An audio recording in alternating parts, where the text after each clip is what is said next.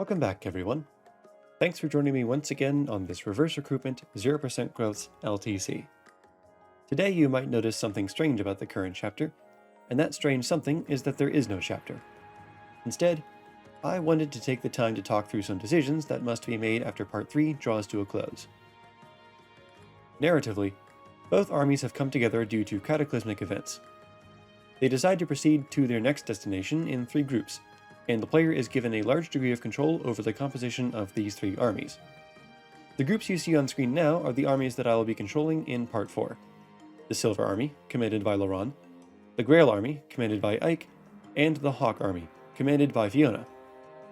The units with a green outline around their boxes are locked into their respective armies. Additionally, we know in advance that more units will be recruited into specific armies. So, this naturally raises the question of how I made all of these decisions. Grab a snack and buckle in. It's time for a strategic deep dive.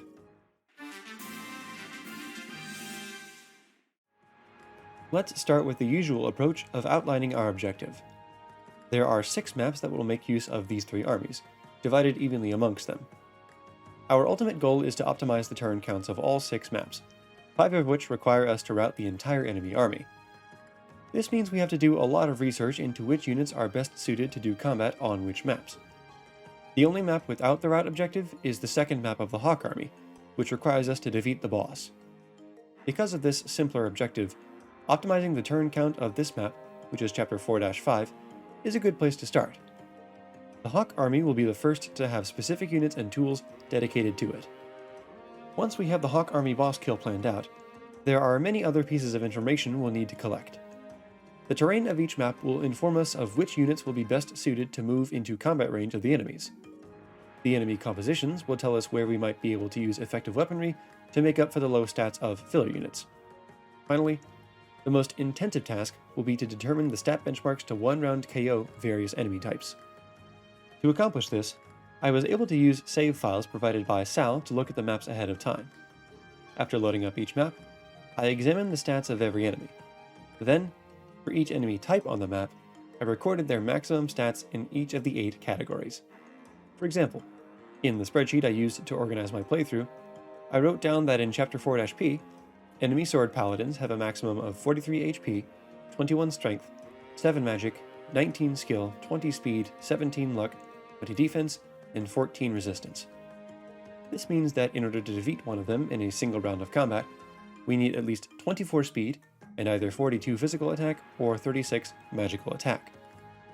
I recognize that I wrote down more enemy stat than what is strictly necessary for these calculations, but I decided that if I was going to look at all these stats, I was going to be thorough about it.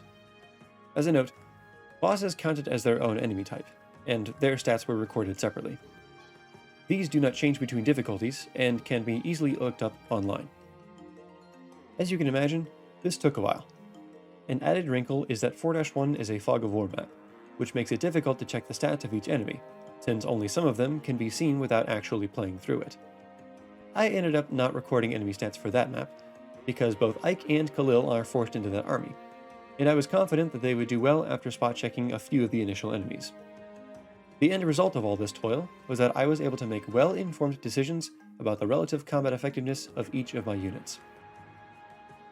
Let's circle back to the terrain. 4-P and 4-1 have no special features, outside of the aforementioned fog of war. Lots of unit types have a chance to shine here. 4-2 is a heavily forested map with lots of thickets lining the main pathways, which means we probably don't want to rely on any paladins besides Fiona. 4-3 is infamously covered in desert tiles, impeding movement for everyone but flyers, mages, and transformed beast lagoos. 4-4 is an indoor map with many ledges, both of which hinder Bayark mounts without bothering foot units too much. Finally, 4-5 has a stretch of swamp terrain between our starting position and the boss, so we need to dedicate at least one good flyer here. Finally, let's look at enemy types. There are a high number of paladins in 4-P and several in 4-2, so that's where units with Horseslayers can shine. There are Falcon Knights in 4-1 and 4-2, meaning crossbow users could be handy. 4-2 and 4-3 include Dragon Masters, which are especially vulnerable to Thunder Magic and Worm Slayers. Every map except 4-5 features at least a few bulky generals, so we'll have to manage our hammers wisely and devote our strongest resources against them. Finally, the Swordmasters of 4-2, 4-3, and 4-4 are worth mentioning. They're difficult to double, but if a unit hits that benchmark, they won't need to do that much damage to 2-hit KO. With all of that in mind, we can start talking about how each individual unit fits into the grand design. In the interest of not spilling all the beans just yet, I'm only going to bring up units that I had a choice in distributing. For example, we already know Morim is going to the Silver Army, but you'll have to wait and see how he contributes. I'm not arrogant enough to believe I made every choice perfectly, but I think I did a pretty good job considering I had no blueprint to go off of. Let's dig into some specifics.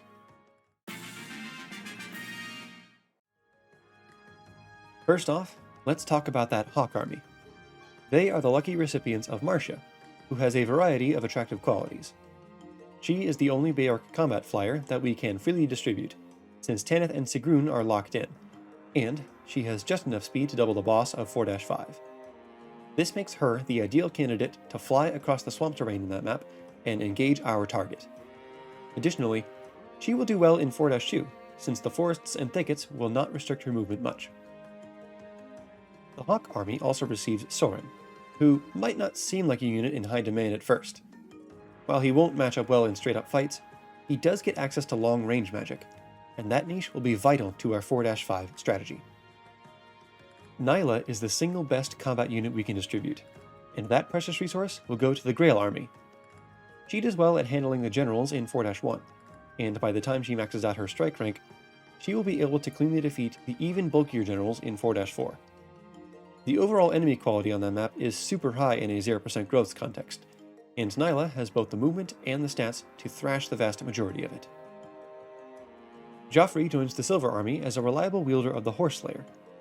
He's dead weight in the desert, but that's fine. What matters is that he has the ability to one-shot enemy paladins with proper support. That means Leith will be joining him as his support partner. Being a Beast Laguz, she'll find some use in 4-3. The Silver Army also grabs most of the available flying Laguz: Janaf, Ulki, and Neolucci. Janaf hits a lot of doubling benchmarks even at this stage of the game, and increasing his strike rank will allow him to one-round frail enemy types. Neolucci is noticeably weaker, but he has a few advantages that will be revealed later. Ulki can do some filler combat and carry his allies from place to place. Mordecai and Lyre also join the Silver Army as mobile Laguz allies. Mordecai's combat holds up rather well, and Lyre's speed stat is higher than that of Leith, which does matter in a few spots. Heron joins the Grail Army. He won't be much help in 4-4, but he can wield hammers, and he already has an A support with Makalov, who is locked into this group. Shinon and Gatry also fall in to perform less demanding but no less vital jobs, without being hindered too badly by 4-4. They'll help mop up enemies that the others are too busy to deal with. Back in the Hawk Army, Boyd and Rolf join up to wield effective weaponry where needed.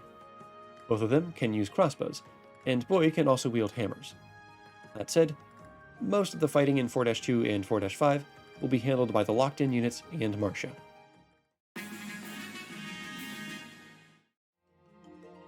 The remaining available units have very little to offer in terms of combat, but thankfully there are other ways for them to contribute, even when routing the enemy army is the most common objective. Unsurprisingly, Nasir is in very high demand for his White Pool ability, since every army appreciates being able to more easily reach doubling thresholds. I ended up sending him with the Silver Army because they receive a combat mage that can do a lot of work with his help.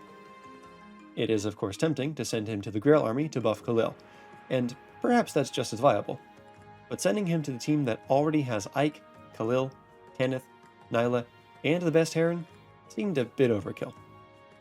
The Silver Army also receives Har for his ability to fly, carry allies, and do some filler combat. Renning joins to provide additional rescue drop utility. Heather comes along in case I need to find hidden items in the desert. Bastion is a mage, and can therefore move around in the desert without issue, but my initial plan was to use him as bait for the L-Silent staff. As for Lucia, I honestly didn't think it was very important where I put her. I send Volk to the Grail Army for several reasons. First, he can see very far into the fog of war, and this utility is greatly enhanced whenever he uses a torch item. With intelligent use of stillness, he should be able to reveal enemies without ever endangering himself. Second, he can potentially unlock doors in chests in 4-4. Third, stillness gives him shove utility in situations few other units could reasonably survive. Mist comes along as an unmounted staff looter with 7 movement. This means she is better at keeping up with our main combat units than other 6 movement staff wielders, letting her heal and use the torch staff in more favorable locations. She will also need to use the restore staff in 4-4, a map which features an enemy bishop with an annoying sleep staff. Gareth is here to provide Blood Tide. He can't keep up at all with the frontrunners, but with some assistance, he can usually make sure the filler combat units get their jobs done.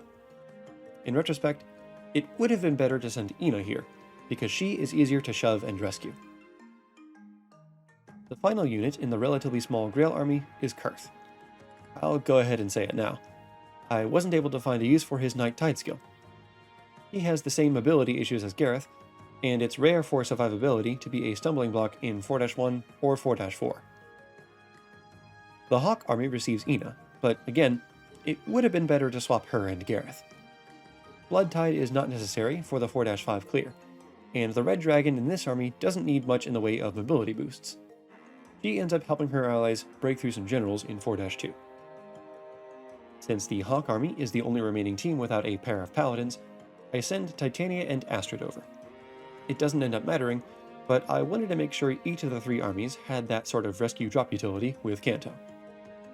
Disarm is in a similar boat here, but his ability to fly makes him better at carrying allies over rough terrain. Beyond that, the Hawk army takes several big beast lagoos that can shove a wide array of units. Gifka, Kaisha, and Ranulf join to trade their actions for squares. The odd men out at this point are Peleus, Brom, and Stefan. Peleus has earned his retirement at this point, and Stefan will be putting his sword away as well. Brom never saw a single battlefield, and he never will, but I'll bet he prefers it that way. If you're wondering where he even came from, he replaces Kaisha. I'll put his stats in the description.